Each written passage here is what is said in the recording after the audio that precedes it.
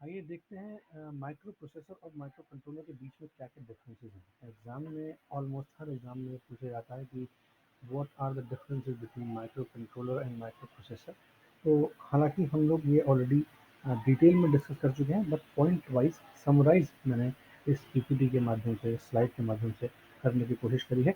सबसे पहला डिफरेंस है, ये कंप्यूटर सिस्टम का हार्ट है ना, लेकिन ये एम्बेडेड सिस्टम का हार्ट है। जो भी एम्बेडेड सिस्टम है वो एम्बेडेड सिस्टम किसी एक पर्टिकुलर टास्क को परफॉर्म करने के लिए कराए जाते हैं, या एक कुछ लिमिटेड टास्क परफॉर्म करने के लिए कराए जाते हैं।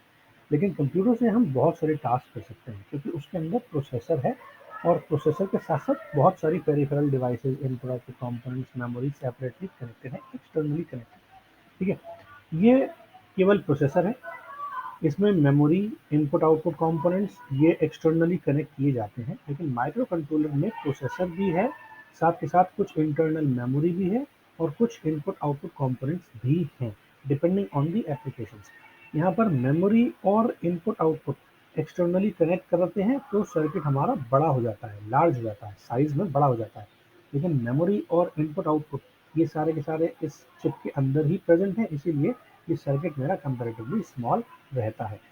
ये हम यूज़ करते हैं बड़े सिस्टम्स में, यानी कॉम्पैक्ट सिस्टम में हम लोग माइक्रो प्रोसेसर यूज़ नहीं कर पाते, लेकिन कॉम्पैक्ट सिस्टम में हम लोग माइक्रो कंट्रोलर्स यूज़ करना प्रेफर करते हैं, क्योंकि ये साइज में कंपैरेटिवली छोटा है ना। एंटायर कॉस्ट, सिस्टम की जो कॉस्ट है वो कंपैरेटिवली ज़्यादा होती है अगर मैं माइक्रो प्रोसेसर की बात करता हूँ, लेकिन माइक्रो कंट्रोलर में ये सिस्टम की कॉस्ट जो है वो लो होती है। ये कॉम्प्लेक्स है, एक्सपेंसिव है, और लार्ज नंबर ऑफ इंस्ट्रक्शन को प्रोसेस कर सकता है मेरा माइक्रो प्रोसेसर।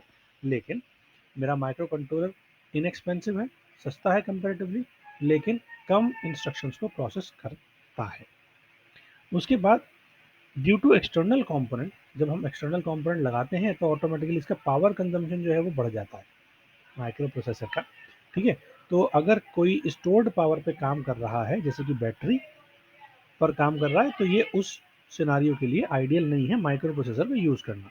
लेकिन अगर मैं माइक्रो कंट्रोलर को देखूं, तो क्योंकि सारे कंपोनेंट ये मेरे इस एक्सटर्नल कंपोनेंट कंपैरेटिवली कम ही होते हैं, और almost memory, input output devices, processor ये सारे हमने इनबिल्ट कर रखे हैं, तो पावर कंजम्पशन मेरा कम होता है। और उस सिनारियो में हम लोग बैटरी जैसे पावर सोर्सेज पे, जो कि स्टोर पावर अवेलेबल है, वहाँ पर भी हम ईजिली या इफेक्टिवली या एफिशिएंटली माइक्रो कंट्रोलर को यूज़ कर सकते हैं। माइक्रो कंट्रोलर्स के पास, मेरे पास पावर सेविंग फीचर्स होते हैं, लेकिन माइक्रो प्रोसेसर के पास पावर सेविंग फीचर्स नहीं होते हैं। पर्सनल कंप्यूटर में हम लोग यूज़ करते हैं माइक्रो प्रोसेसर्स को, लेकिन इसको हम लोग एम्बेडेड सिस्टम्स में, जैसे अपने छोटे घरेलू उपकरणों में, वॉशिंग मशीन्स में, एसीज में, MP3 प्लेयर्स में, रिमोट्स में, है ना, वहाँ पर हम यूज़ करते हैं माइक्रो कंट्रोलर्स को। माइक्रो प्रोसेसर में स्मॉल नंबर ऑफ रजिस्टर्स हैं, कम नंबर ऑफ रजिस्टर्स हैं, तो सारे के सारे ऑपरेशन जो हैं वो मेमोरी बेस्ड हैं। लेकिन माइक्रो कंट्रोलर में ज़्यादा नंबर ऑफ रजिस्टर्स हैं, तो हम ज़्यादा इंस्ट्रक्शंस को यूज़ ना करके प्रोग्राम को लिखना कंपैरेटिवली आसान हो जाता है, क्योंकि हम वहाँ पर सीधे सीधे रजिस्टर को ही कॉल कर लेते हैं, rather than to go with the memory and then call the data. हम सीधे सीधे वहाँ पर रजिस्टर के ही डेटा को कॉल कर लेते हैं। माइक्रो प्रोसेसर जो है वो वॉन न्यूमन आर्किटेक्चर पे बेस्ड है, लेकिन माइक्रो कंट्रोलर जो है वो हार्वर्ड आर्किटेक्चर पे बेस्ड है। आई थिंक आपको ये पता होगा, नहीं पता है तो इसके ऊपर एक वीडियो है सेपरेटली, वॉन न्यूमन आर्किटेक्चर और हार्वर्ड आर्किटेक्चर क्या है, वो आप वहाँ से देख सकते हैं। इसके अलावा माइक्रो प्रोसेसर में एक सेंट्रल प्रोसेसिंग यूनिट होती है, सिंगल सिलिकॉन चिप के ऊपर इंटीग्रेटेड। लेकिन माइक्रो कंट्रोलर में हम लोग माइक्रो प्रोसेसर का ही एक बाई प्रोडक्ट बनाते हैं माइक्रो कंट्रोलर को, जिसमें प्रोसेसर यानी CPU के साथ साथ कुछ पेरिफेरल डिवाइसेस भी उस चिप पे ही इनबिल्ट होती हैं। इसमें रैम, रोम, इनपुट आउटपुट यूनिट्स, टाइमर्स और अदर पेरिफेरल डिवाइसेस नहीं होती हैं, लेकिन इसके अंदर CPU भी है, रैम भी है, रोम भी है, अदर पेरिफेरल डिवाइसेस भी एम्बेडेड कर दी जाती हैं एक सिंगल चिप के ऊपर, है ना। एक्सटर्नल बस की रिक्वायरमेंट है रैम और रोम को या अदर पेरिफेरल डिवाइसेस को कनेक्ट करने के लिए, इंटरफेस करने के लिए। लेकिन यहाँ पर इंटरनल कंट्रोलिंग बस मेरे पास ऑलरेडी अवेलेबल है, क्योंकि ये सब ऑलरेडी इंटरनली कनेक्टेड है। माइक्रो प्रोसेसर बेस्ड सिस्टम्स को हम देखते हैं कि ये हाई स्पीड पे काम करता है, क्योंकि technology because of the involve technology.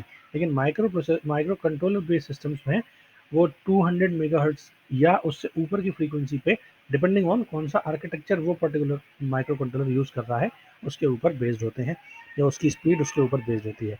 ये जनरल पर्पस एप्लीकेशंस के लिए यूज़ करते हैं, कोई स्पेसिफिक नहीं है, लेकिन बहुत सारा लोड्स ऑफ डेटा को इस्तेमाल करने के लिए हम ये हैंडल करने के लिए बेसिकली हम लोग माइक्रो प्रोसेसर यूज़ करते हैं। लेकिन ये जो माइक्रो कंट्रोलर है वो एप्लीकेशन स्पेसिफिक सिस्टम्स के लिए ही यूज़ में लिया जाता है।